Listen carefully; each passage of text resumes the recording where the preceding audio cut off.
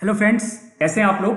दोस्तों, हमारी strategy series में ये 5वां वीडियो है और हम लोग स्ट्रैटेजिक जार्गन्स और स्ट्रैटेजिक फ्रेमवर्क्स डिस्कस करते आए हैं और हमने कई सारे इंपॉर्टेंट फ्रेमवर्क्स जो काफ़ी इजी हैं उनके बारे में डिस्कस किया है। तो दोस्तों, आज आइए हम पोर्टफोलियो स्ट्रैटेजी के बारे में डिस्कस करते हैं। आपको याद होगा कि हमने शुरू में हमने डिस्कस किया था कि कॉर्पोरेट स्ट्रैटेजी और बिजनेस लेवल स्ट्रैटेजी में क्या फर्क है ना। तो corporate level strategy guides the overall direction of the firm, है ना, deciding which business strategic business unit which SBU to how each SBO will grow. और बिजनेस लेवल स्ट्रैटेजी तो वही है कि जैसे टाटा ग्रुप हो गया तो टाटा सन्स के लेवल पे कॉर्पोरेट लेवल स्ट्रैटेजी होगी और इंडिविजुअल टाटा स्टील या टाटा मोटर्स या टाटा रियलिटी के लेवल पे बिजनेस यूनिट की स्ट्रैटेजी होगी। तो जब टाटा सन्स जब स्ट्रैटेजी बनाता है तो वो जो है हाउ दे डिसाइड कि बेसिकली कॉर्पोरेट लेवल पे हमें ये देखना होता है कि हर कंपनी के पास एक लिमिटेड कैपिटल होता है, लिमिटेड रिसोर्सेज होते हैं। बड़ी कंपनी के पास ज़्यादा हो सकते हैं, छोटी कंपनी के पास कम होते हैं, बट किसी भी कंपनी के पास अनलिमिटेड नहीं है। तो कंपनी कॉर्पोरेट लेवल स्ट्रैटेजी में ये डिसाइड करती है कि हमें किस बिजनेस को कितना इंपॉर्टेंस देना है, किस बिजनेस में कितना रिसोर्स इन्वेस्ट करना है और किस बिजनेस पे कम फोकस करना है या किस बिजनेस से एग्जिट करना है। तो इस पोर्टफोलियो को, अच्छा, पोर्टफोलियो का मतलब क्या होता है? पोर्टफोलियो का मतलब होता है कि ग्रुप, अगर मेरा एक प्रोडक्ट या मेरा कोई एक पर्टिकुलर बिजनेस यूनिट है तब तो वो जो है पर्टिकुलर बिजनेस स्ट्रैटेजी बनेगी या पर्टिकुलर प्रोडक्ट स्ट्रैटेजी बनेगी। लेकिन जब एक पोर्टफोलियो मल्टीपल बिजनेसेस हैं मेरे, तो फिर जो है मुझे ओवरऑल पोर्टफोलियो के बारे में डिसाइड करना है। तो उसके लिए बीसीजी मैट्रिक्स एक बड़ा सरल टूल है। BCG stands for Boston consulting group. ये एक यूएस की स्ट्रेटजी कंसल्टिंग कंपनी है।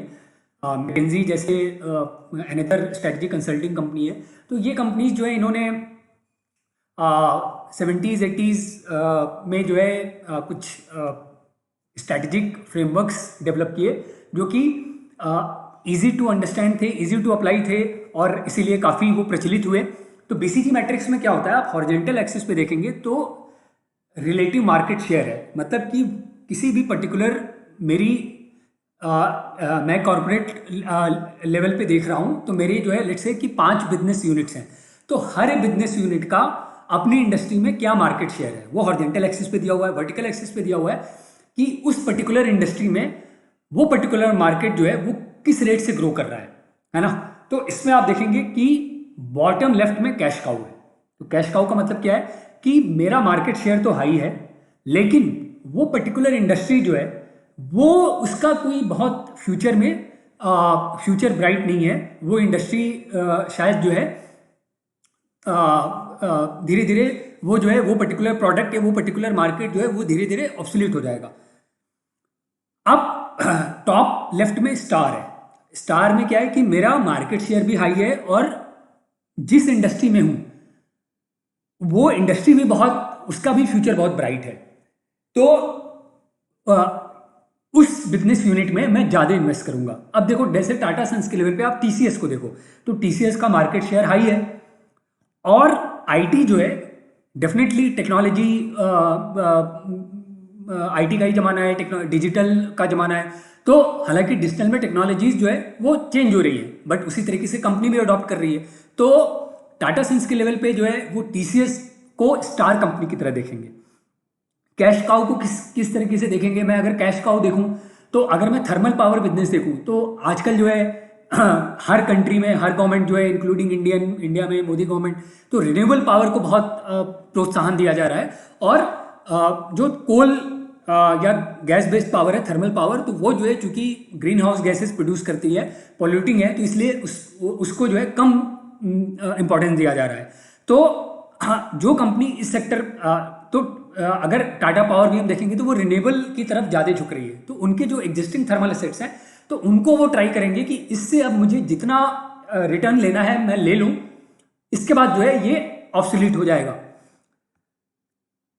जो राइट में बॉटम बॉटम राइट है डॉग। डॉग में क्या है कि मेरा जो मार्केट शेयर है वो लो है, और जिस इंडस्ट्री में मैं हूं, मतलब मेरी कंपनी का, मेरे बिजनेस यूनिट का मार्केट शेयर लो है, और जिस इंडस्ट्री में ये मेरा बिजनेस यूनिट है उसका, वो इंडस्ट्री का भी आगे कोई बहुत अच्छा प्रॉस्पेक्ट नहीं है, तो वो डॉग है, उसको डॉग से डिनोट करते हैं। इसका मतलब ये कि भैया इसको तुम एग्जिट कर जाओ, है ना, या इस पे आप फोकस करना बंद कर दो, क्योंकि अगर इस पे आप फोकस करोगे, इसमें पैसे लगाओगे, तो ये जो है लॉस मेकिंग होगा।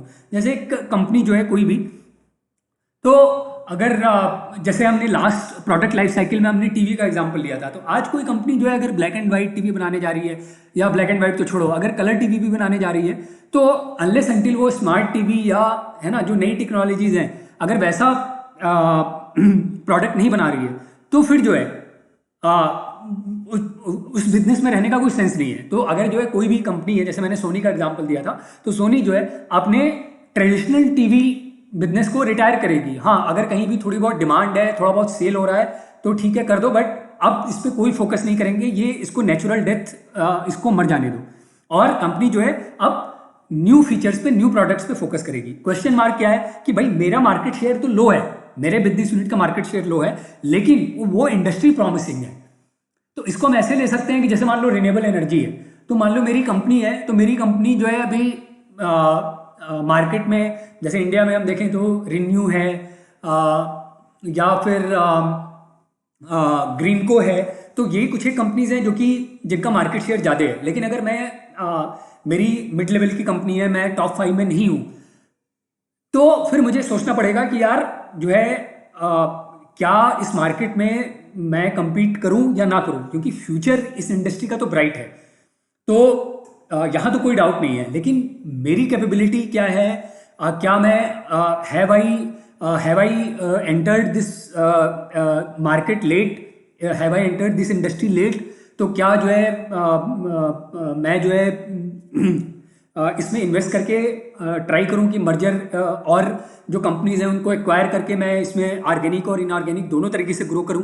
तो दोस्तों, क्वेश्चन मार्क का मतलब ही क्वेश्चन मार्क है कि आपको जो है इंटरनली अपनी इंटरनल कैपेबिलिटी को असेस करना पड़ेगा, और ओवरऑल जो है आप कितना फाइनेंस रेज कर सकते हो, आपकी जो है ओवरऑल फ्यूचर स्ट्रैटेजी क्या है, आप कहाँ होना चाहते हो, किस तरह के बिजनेस में आप होना चाहते हो, आपकी बाकी कोर कॉम्पिटेंस, आपकी कोर कैपेबिलिटीज क्या है, उससे ये बिजनेस मैच करता है, ये रिलेटेड डाइवर्सिफिकेशन होगा या अनरिलेटेड डाइवर्सिफिकेशन होगा।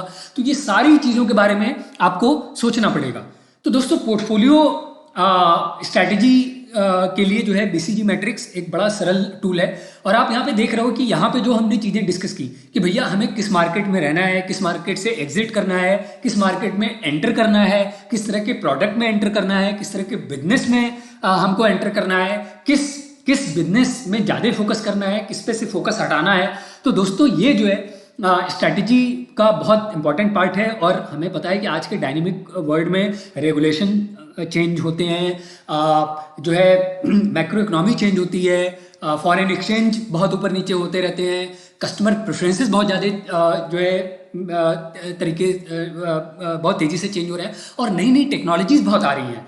तो जो कि जो है, जो पॉसिबल नहीं थी प्रोबेबली आज से 15 साल 20 साल पहले, जो केवल थ्योरी के लेवल पे थी, है ना, आर्टिफिशियल इंटेलिजेंस या मशीन लर्निंग पे, न्यूरल नेटवर्क्स एंड ऑल, आज वो जो है उसके एप्लीकेशन डेवलप हो रहे हैं। वो चीज़ें जो है ना, because of higher computing power, आज वो बहुत जो है कॉमर्शियल एप्लीकेशन की स्टेज पे वो चीज़ आ चुकी है। इतनी सोलर पावर देख लें, सोलर पावर जो है इंडिया में 1980 से एग्जिस्ट कर रहा है। कुछ कंपनीज हैं, BHEL है जो कि मॉड्यूल बनाती थी, लेकिन जो है वो कॉस्टली था। आज जो है वो इतना ज़्यादा कॉम्पिटिटिव हो चुका है कि उसका वाइड स्प्रेड यूज़ हो रहा है। तो दोस्तों, because of this changing external environment, changing technology, changing customer preferences, strategy को हमें, किसी भी कंपनी की स्ट्रैटेजी को भी जो है उसी फ्रिक्वेंसी के साथ जो है ट्यून करना पड़ता है। और अगर मैं मल्टीपल बिजनेसेस में हूँ, तो जो है ये पोर्टफोलियो स्ट्रैटेजी का फ्रेमवर्क हमारे लिए यूजफुल होगा।